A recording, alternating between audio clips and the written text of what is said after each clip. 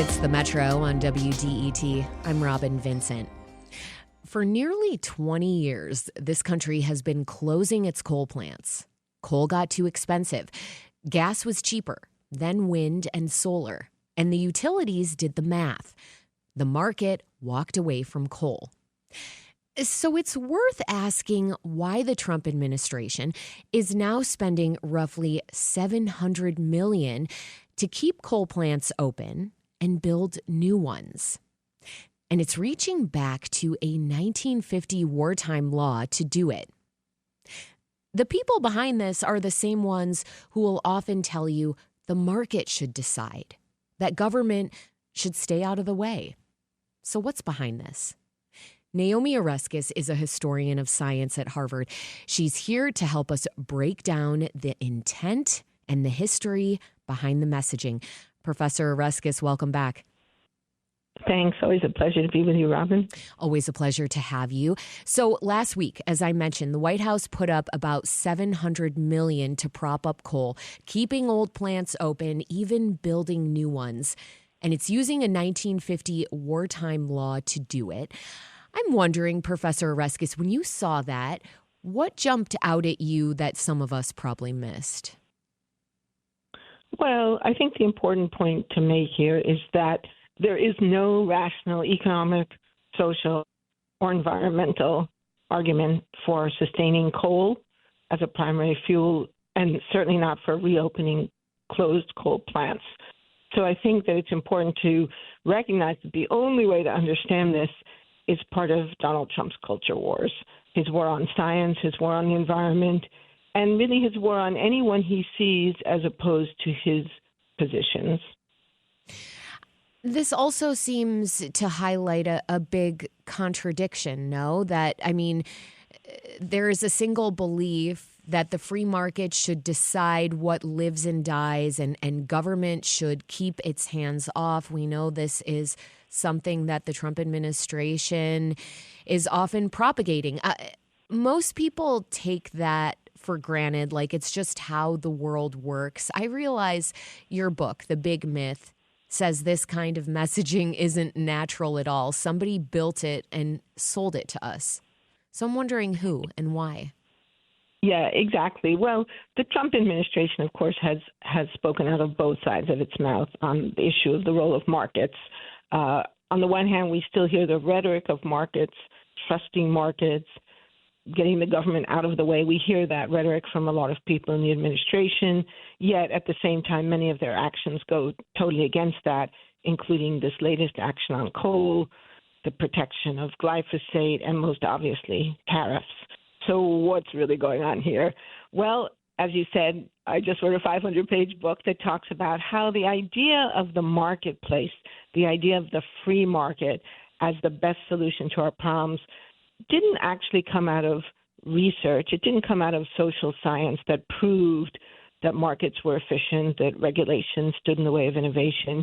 It really was a propaganda campaign led by American business leaders for more than 100 years. How many 100 years? 100. Okay, yeah. wow. Our book basically starts in the 1910s. We thought, when we started writing this book, and we, as Eric Conway, my co-author, and I, we thought the story was going to begin with Ronald Reagan, who famously, came to power arguing that government is not the solution to our problems, government is the problem. So that was Ronald Reagan's mantra. But we discovered this much, much longer story that included Ronald Reagan's work back in the 1950s for the General Electric Corporation, but actually went back to arguments at the very beginning of the 20th century about child labor and workplace injury. And what people realized in the late 19th and early 20th centuries is that if you let the marketplace operate without regulation, without guardrails, you get a lot of damage. You get a lot of pain and suffering. You get the death of workers in dangerous factories. You get children as young as 2 years old working in textile mills in Massachusetts. You get enormous pollution, although pollution wasn't coming to bear as a big issue quite yet. And you get monopolies. You get the rise of monopolies. You don't actually get the competition that generates creativity and innovation. What you get is monopolization and the corruption of political power that comes with monopoly capitalism. And all these lessons were learned in the late 19th and early 20th century, and lots of guardrails were put in place to address these problems. But what we've seen in the last 40 years under both Republican and Democratic administrations is the steady erosion of these guardrails, so that support for workers, protection for workers against dangerous workplace, protections against child labor, protections against pollution, all of these have been steadily eroded over the last 40 years. Why do you think that's the case? Oh, well, because it serves the interests of powerful people. The business leaders who began to propagandize this idea that we didn't need government, that we could just trust the marketplace, benefited from people believing that. They wanted the prerogatives to run their factories, their businesses, however they wanted, with a kind of reckless disregard to who got hurt and who suffered the costs. And the American people as a whole said, no, that's not fair. That's not right. You can't just do any darn thing you want. You have to take into account the impacts that your business activities have on your workers, your consumers, and the people in your communities. And then as concern over air pollution grew in the late 20th century, all of us, everyone is affected by air pollution, water pollution, climate change. And so there were these ongoing struggles back and forth. And I see the mid-20th century, the period under FDR and Dwight Eisenhower, as a kind of attempt to hit the right balance, to recognize that, of course, we want businesses. We want the goods and services that businesses provide. And we would like to encourage innovation and creativity. So we don't want the government excessively controlling business or our lives, but we need government to help the market run efficiently, to protect against monopoly capitalism, to protect against security fraud, to protect against predatory lending practices. And so in the 50s, 60s, and 70s, I think the United States got the balance just about right. I mean, it's never going to be perfect, but I think we got it pretty good. And that was also a period of much greater income equality because of a fairer taxation system that we have today. But the business community never liked it. They never agreed to it. And they kept fighting back and fighting back and fighting back until finally under Ronald Reagan, they had this big breakthrough because they got someone to make the case for them who seemed amiable, who was a great communicator, and who persuaded the American people that the solutions to problems like inflation and slow economic growth was deregulation. And we've been living under the consequences, the damage of that myth for most of our lifetimes, for those of us who, were born after World War II. So if I'm hearing you right, Professor Oreskes, what we're seeing right now is the result of wealth, rising wealth among a powerful, smaller group, and rising inequality among more people. Exactly. And I think that the issue of environmental damage that I've written so much about, I mean, a lot of my work, as you know, is about climate change. I came into the whole question of economics through the problem of climate change.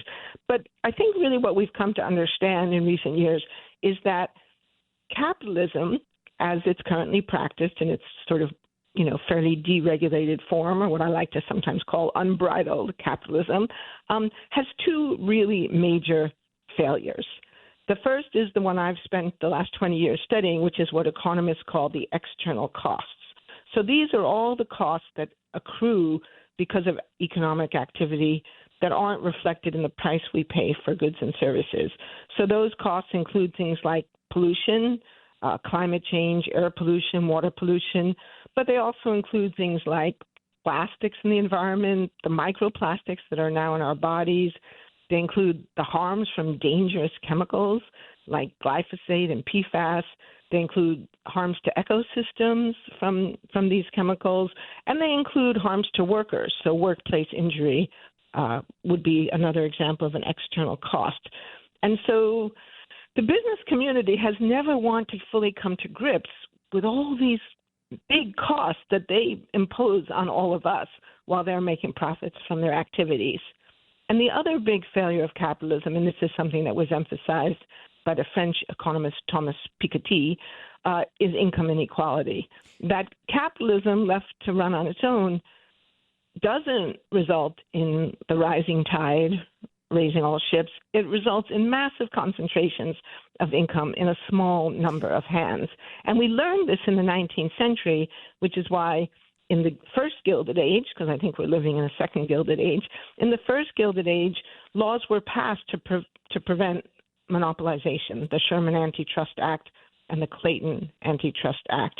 But it's like we forgot those lessons. Oh, that was then, this is now. And what we've seen in the last 40 years is a new concentration of wealth that even exceeds what we all learned about in school, the robber barons of the 19th century. Okay, before we think about inequality a little bit more, I want to think more for another moment about coal and the real argument that's on the other side. Let me make that. I mean, supporters say this isn't about ideology. It's practical.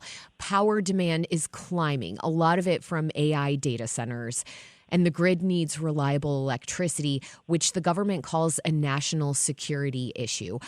I won't ask you to argue the engineering, but when a struggling industry says the country can't get by without us, how often has that been a bailout in a costume? Totally. I think anytime anyone says to you, oh, there's no alternative, we have to do this, giant alarm bells should go off, because that's a kind of last refuge of the scoundrel. The businesses that are not actually competing in the marketplace, that are failing for all kinds of different reasons, will say, oh, but we have no choice, we have to do this. And so that's a giant red flag to me. And I think that if history proves anything, it's that there are always choices, there are always alternatives. We don't have to necessarily expand all these data centers as quickly as some companies want to.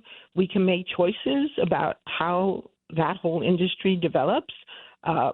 We can build out solar energy. And, you know, one thing that to me is just, I feel like the messaging has been so bad on this issue. Solar power is now the cheapest form of newly installed electricity of anything on the planet. It's cheaper than coal, cheaper than oil, cheaper than gas, and way, way cheaper than nuclear. So if you think, well, you know, it's the economy, stupid, the cost is the first priority for most people and businesses, why are we not building out solar power? And some people will say, oh, well, the land demands. But you can put solar panels on roofs. And all across this country, there are millions and millions of homes and businesses and warehouses in which we could be putting solar panels, but we haven't. But we could, because California has done it. As in many things, California is the proof of concept. California has massively increased its solar energy production at very reasonable cost to ratepayers, and they've done it primarily by putting solar panels on existing roofs. There's no question about the contrast here between something like coal and a clean, renewable energy like solar. I think something about coal, though, that also is missed when we have this conversation is the human cost. I mean, I'm thinking about coal miners. You know, for generations, coal country paid for this industry with its lungs, black lung, shortened lives, a cost the companies pushed onto workers and their families. And now those towns are pretty much left behind. So when an industry dies like this, what does the country owe the people who built it? Well, that's a great question. I think we owe those people a lot, but the solution is not to reopen, you know, deadly polluting coal plants. As you said, coal mining was an infamously terrible business, and a lot of coal miners had pride in their work because they faced such incredibly dangerous conditions, you know, coal mine explosions that killed people in an instant, but also black lung disease that killed them over the course of many years, a very debilitating and painful disease. So coal mining was never a good deal for the communities and the workers in it. So we obviously owe a huge debt to those people. And in preparation for this call, I started thinking about well, what does that actually mean in dollars and cents? Yeah. So if you do, I did a little research and I did a few quick back of the envelope calculations. So in the United States today, it's estimated that there's something less than 40,000 people still working as coal miners. So imagine if you just said, well, let's take care of those people with a buyout. What if you just gave every one of those people $1 million to do whatever they wanted with? They could retire if they're in an age where retirement seems attractive. They could go back to school. They could retrain for another job. They could buy a house where they live, or they could move to a different part of the country, like no strings attached. So what would that actually cost? Well, if there's 40,000 coal miners, you'd be looking at something like $40 billion. Now, that sounds like a lot of money, right? But actually, it's tiny compared to the amount of money that we use to subsidize the fossil fuel industry. And by we, I mean all of us taxpayers. So according to the World Bank, not somebody thought it was a left-wing organization, governments around the world subsidize the fossil fuel industry every year to the tune of $600 billion to $1.3 trillion. And that's every single year. So we could buy out the whole coal industry in this country for not even a tenth of the global subsidies to the fossil fuel industry every single year. I want to get into why that idea feels impossible to some people and why the idea of breathing life back into coal somehow is framed as pragmatic in just a moment. It's The Metro on WDET. I'm Robyn Vincent. My guest is Naomi Oreskes, historian of science at Harvard, author of The Big Myth and other books. We've been discussing coal. The market is walking away from it, and now the federal government is spending hundreds of millions in public money to keep it alive. Now, Professor, I want to draw some parallels with a completely different plan. Last week, a team of economists at the World Inequality Lab in Paris issued something called the Global Justice Report. It's a plan to raise up the world's poorest, shrink how much of the wealth billionaires hold, and keep the Earth from warming under 2 degrees. It would be paid for by taxing the very richest. Now, for a lot of people, I think the reflex response is one word: impossible. Professor Oreskes, you're a historian. Why does a plan like that feel impossible to some of us? And where did that feeling come from? Well, I think, how we judge what's possible and not possible, realistic and not realistic, is about what academics would call the cultural imaginary. I generally try to avoid academic jargon, but I think that term is a good one. So we all live in a landscape of what we think is possible or not based on what we've grown up with, the experiences we've had in our lives, the history we've been taught, and also the myths that we've been taught. So a big part of this, again, is the myth of the free market, the idea that, governments don't work efficiently. Any really big, ambitious government program is bound to fail. But it's just not true. We have many examples from history of large, ambitious government programs that have worked quite well overall. My favorite example is Social Security. The right wing loves to hate Social Security because it disproves their theory. Social Security is a big government program. It was designed to eliminate poverty among the elderly in America and then more broadly, also among the disabled and widows. And that program has worked. In fact, you could argue it's worked too well. The elderly are among the wealthiest people in America today when they used to be the poorest. It's an incredibly efficient program. It works very well. It pays for itself. But because it refutes the argument that government never works, the right wing is always attacking it, and they're always exaggerating the defects. And they've created a situation where many young people today do not believe that Social Security will be there for them when they retire, even though this is a program that has been working effectively for something like 80 years. So that's just one example. We have many others. We have examples. War mobilization is obviously an example of the government working effectively.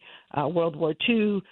We also have public health, the elimination of many infectious diseases, the invention of the internet, many, many examples of effective large-scale government programs. But that's not what most of us have been taught. Well, most of us Professor government doesn't Oreskes, work. if I may jump in, only because we're running out of time here. Oh, okay. So what you're saying essentially, though, it matters who holds the microphone. And when the uber powerful and the uber wealthy hold the microphone and control the messaging, this is what happens in terms of us thinking about what's actually possible. Absolutely. You've spent years tracing how we learn to think this way. The market knows best. Government can't be trusted. I'm wondering, in the last minute we have, what's it like to watch that belief right now decide which futures we even entertain? Well, I think this is actually an exciting moment because you can see that we really are facing big, big choices. And the very fact that we have a group of very famous, distinguished economists beginning to say we could do this differently, I think is very exciting. So I think it's great that we're here talking about it today, and I hope lots of people are listening, and I hope lots of people will read my book, The Big Myth. Naomi Oreskes teaches the history of science at Harvard. Her books include The Big Myth, Merchants of Doubt, and Why Trust Science. Professor, thank you as always. Thank you. We'll be right back on the Metro. Stay with us.